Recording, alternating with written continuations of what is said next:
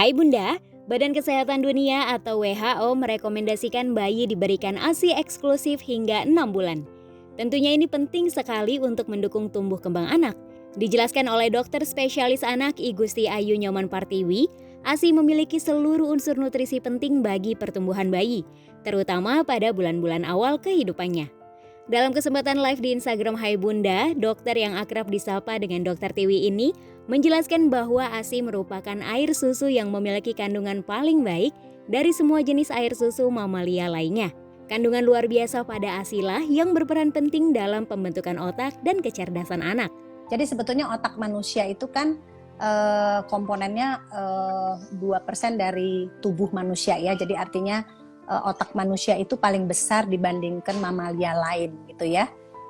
Jadi otak manusia itu karena memang besar dan kayaknya Tuhan itu menciptakan prioritasnya manusia hakikatnya untuk hidup dengan berpikir gitu ya. Maka komposisi air susu ibu manusia itu berbeda sekali dengan air susu ibu spesies lain atau mamalia lain gitu ya. Nah, komponen di dalam ASI itu sendiri, lemak adalah komponen yang besar gitu ya. 50% kalori di dalam ASI itu asalnya dari lemak. Jadi artinya itu menguatkan bahwa sebenarnya Tuhan menciptakan manusia untuk berpikir ya, bekerja dengan otaknya gitu ya, bukan dengan ototnya gitu ya. Otot sih penting juga, tapi kita itu bisa berpikir, itu kelebihan manusia. Komposisi ASI-nya disesuaikan, jadi banyak sekali komponen di dalam ASI ya yang memang tujuannya untuk otak gitu, salah satunya ya. Jadi salah satunya itu DHA, AA itu kan sebetulnya inspirasinya komponen pengganti ASI yang ada di dalam pasaran itu kan meniru ASI, tetapi tidak bisa 100% sempurna. Satu, karena memang dari mamalia lain.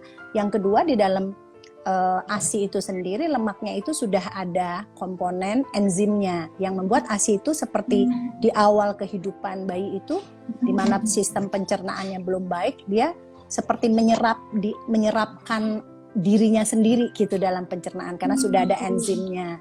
Di samping itu juga ada komponen yang namanya laktosa ya. Jadi itu laktosa itu adalah salah satu komponen yang cukup besar di dalam ASI dan itu dipakai untuk menyelimuti selaput atau mielin di otak gitu ya. Di samping mielin itu komponen terbesarnya juga lemak gitu ya. Jadi di dalam ASI itu komponen yang cukup besar kalorinya itu lemak.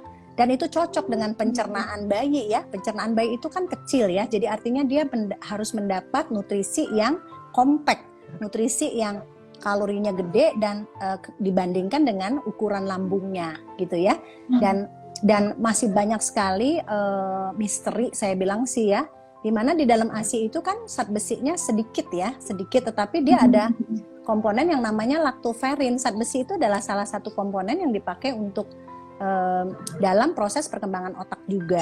Nah, komponen zat besi yang kecil sekali di ASI itu disertai dengan laktoferin ya, satu biofaktor di dalam ASI yang bisa menyerap dengan baik gitu ya zat besi yang rendah atau sedikit di dalam ASI gitu. Selain kandungan luar biasa pada ASI, ternyata proses menyusui sendiri juga sangat berpengaruh. Saya menekankan bahwa ASI perah itu boleh, tetapi di awal kalau bisa proses menyusui itu sendiri juga mengoptimalkan perkembangan otak ya. Prosesnya menyusui itu sendiri adalah stimulasi.